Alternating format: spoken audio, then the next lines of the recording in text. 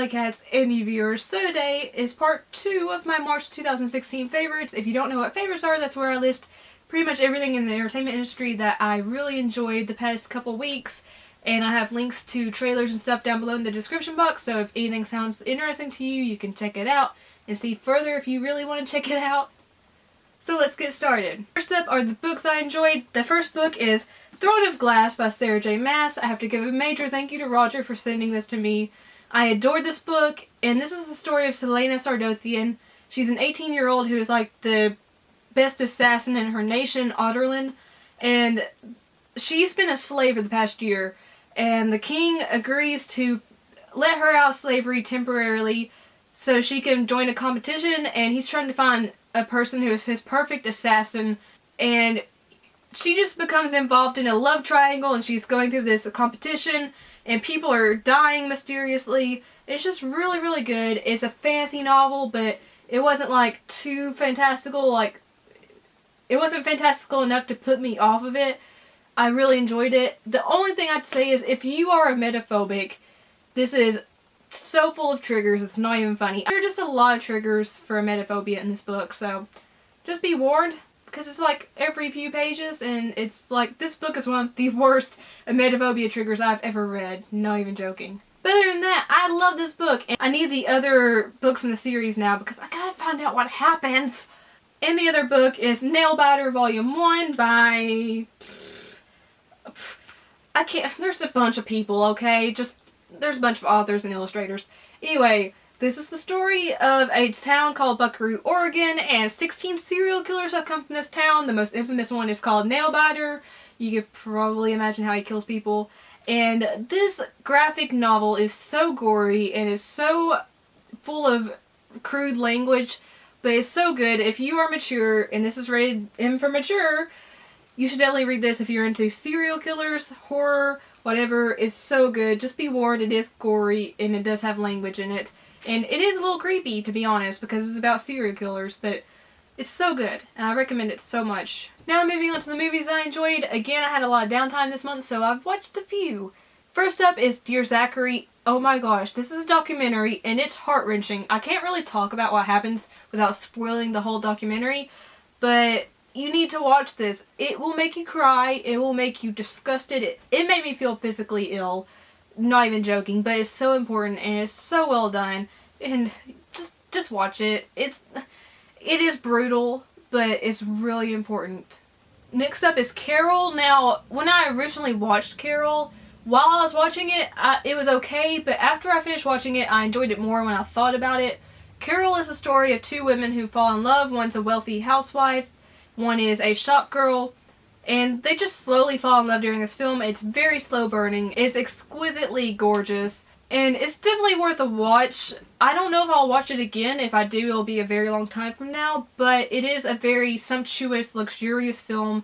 It is very well done. And Rooney Mara and Cate Blanchett are fantastic in their roles. So if it sounds interesting to you, definitely check it out. It's just not something you're going to want to watch multiple times, I don't believe. Next film is probably one of my favorites of the month, and that is Spotlight. And Spotlight actually surprised me because I went into this thinking it wouldn't be that enjoyable, but I wanted to see it because it won the Best Picture Oscar this year. It was phenomenal. This is based on the true story of how the Boston Globe uncovered the child molestation scandal of the Catholic Church. And it's tough to watch. It does deal with child molestation cases, but it's so fascinating, it's so important, and I definitely want to watch it again. It was just so well acted. All the actors are amazing. Michael Keaton, Mark Ruffalo, Rachel McAdams, all the rest. They were amazing. It's just such a beautiful, well done film. And the last film is How I Live Now, and I actually heard about this through Impression Blend's YouTube channel, and I really like this film. How I Live Now is the story of a girl who goes to England to live with her cousins, and she gets there, and pretty soon after she arrives, World War III starts, romance blossoms, and it becomes a tale of survival, and it's heartbreaking, okay? It's heartbreaking. And at first, the main character, you don't like her at all. She's a brat. But then you start to understand why she's bratty, and you start to actually care for her. And you care for all the other characters. It is a tough watch at times, especially because it deals with war and terrorism. But it's such a beautiful film, and it's definitely worth a watch if you have nothing else to do. It's on Netflix right now. You can stream it, and it's definitely a moving film. Now moving on to TV, of course, the first one is season 2 of Daredevil. It's not as good as season 1 in my opinion, but it's still well worth a watch. I think The Punisher deserves his own show because The Punisher makes his debut in the first episode of this season, and he's freaking fantastic. Jon Bernthal,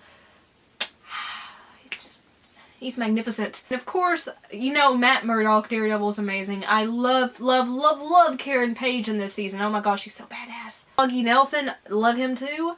The only one I didn't actually like in season 2, and I know people are going to think I'm crazy because a lot of people actually like the character. I didn't like Elektra. I felt like she was shoehorned in. I didn't like her personality. I thought she acted like a spoiled brat that felt she was entitled to things.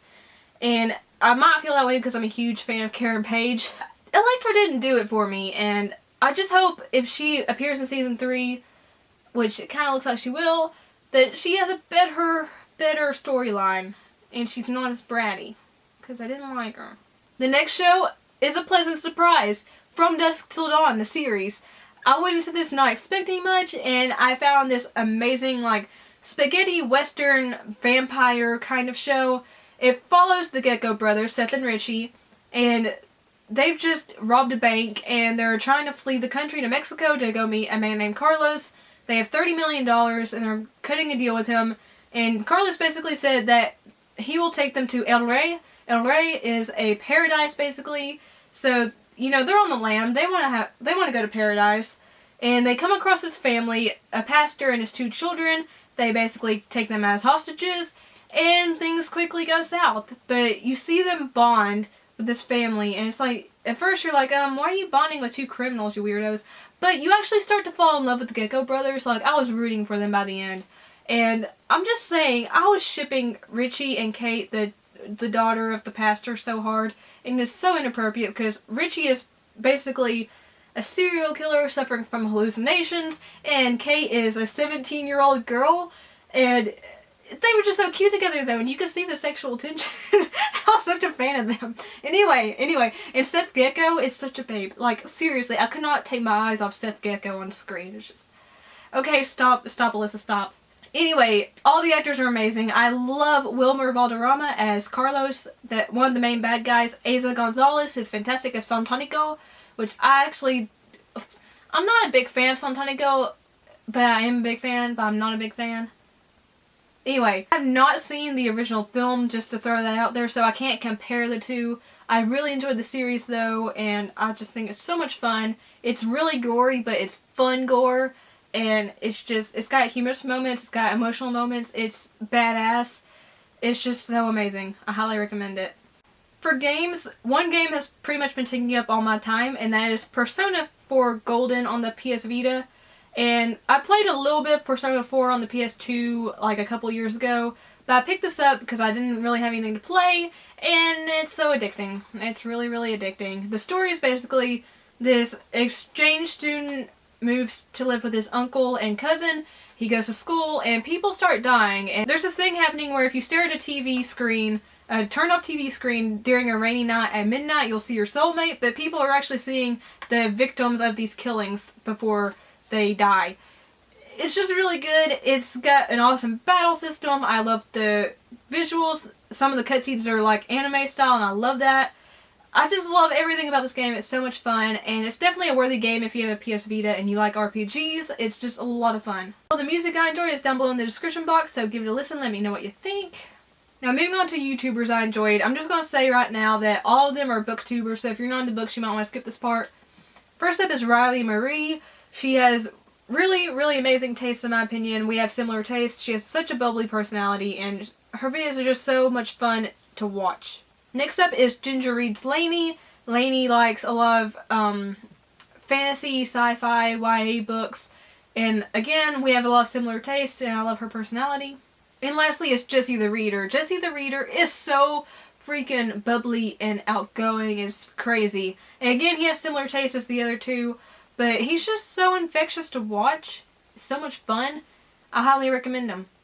So that's it for my March 2016 favorites part 2. If you like this, please leave a like. Let me know down below in the comments what your favorites have been, because I definitely need more recommendations for stuff because I'm crazy. Favorite, so your friends, family can see. Share me if you want to, and don't forget to subscribe so you can see lots of other weird, geeky videos. I love each and every one of you so much. Thank you so much for watching. Peace and kisses. Bye.